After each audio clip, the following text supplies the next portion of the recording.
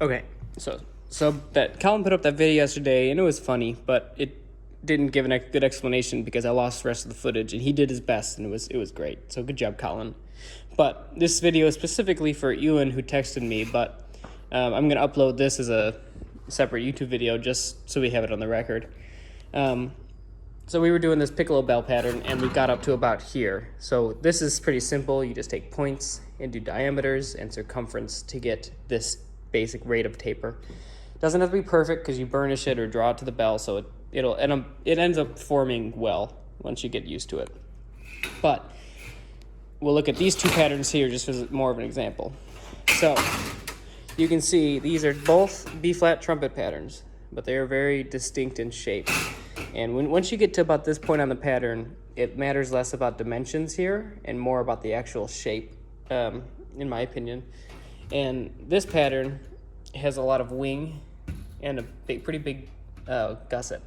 And what that means is this pattern is going to, when it breaks the back, it's going to be a lot more trumpet bell shaped already than this pattern, which is the main pattern that I use. And what that means is there's only 1 or 2 rounds of inside spinning required on this pattern to get it to the actual trumpet bell shape. And with this pattern, it takes about 8 rounds. And what that means is a bell made with this versus a bell made with this bell would have a lot more of a thickness distribution towards the bead. It would be a lot thinner up here and normal thickness here, whereas this is going to be pretty normal thickness and just a little bit thinner at the end. Probably if this is an 020 bell, it'd end up being 018 right here. If this is an 020 bell, it would end up being 010, 012 right here. And it just depends on what kind of thickness you want. In reality, these are a little bit different tail sections, but the overlay on them, they're basically the same length. This one's a little shorter. Maybe not, yeah. We'll put them there, yeah, that makes sense.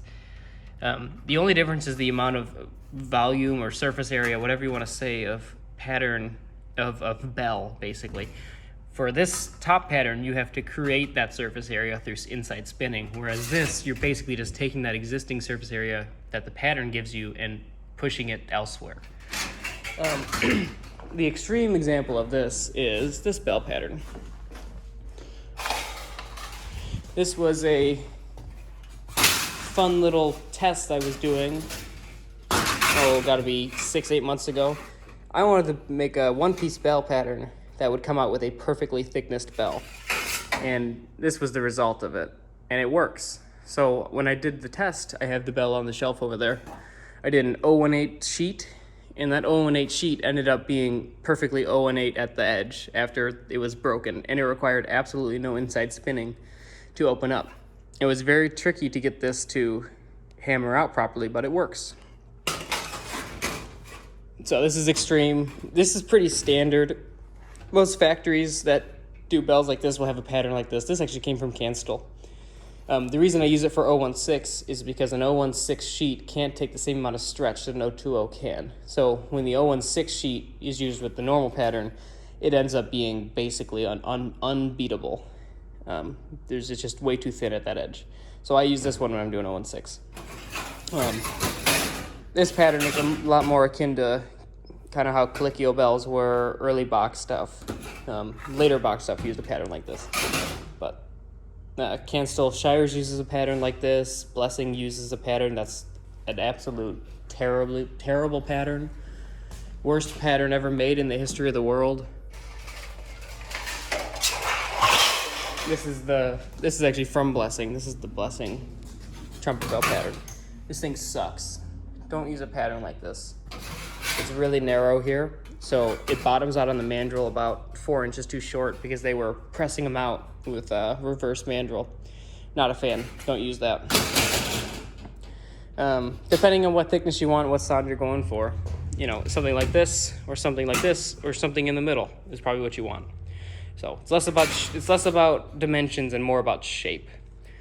Just for quick reference, this bell pattern is about 10 3/4 wide, tip to tip. This one is about, it's about 12 inches tip to tip. And yeah, that's probably about it. Can't think of anything else. yeah, I do most of my bells like this because that's how I like the thicknesses to end up. People like how it sounds, but cool.